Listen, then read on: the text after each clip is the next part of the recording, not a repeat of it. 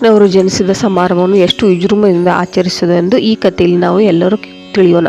ಕೃಷ್ಣರು ಜನನದ ಸಮಾರಂಭದಲ್ಲಿ ಮಗುವಿಗೆ ಎಲ್ಲ ಭಾಗ್ಯವನ್ನು ತಂದುಕೊಡಲೆಂದು ನೆರವಿದ್ದ ಬ್ರಾಹ್ಮಣರು ವಿವಿಧ ಮಂತ್ರಗಳನ್ನು ಪಠಿಸಲು ಪ್ರಾರಂಭಿಸಿದರು.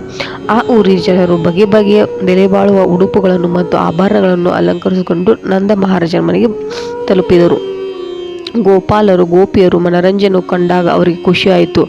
ಅವರು ಮೊಸರು, ಹಾಲು, ತುಪ್ಪ, ನೀರು ಗೋಪಿಯರ ಮೇಲೆ ಸಿಂಪಡಿಸಿದರು. ಎರಡು ಗುಂಪುಗಳು ಪರಸ್ಪರ ಬೆಣ್ಣೆಯನ್ನು ಎಸೆಯಲು ಪ್ರಾರಂಭಿಸಿದರು.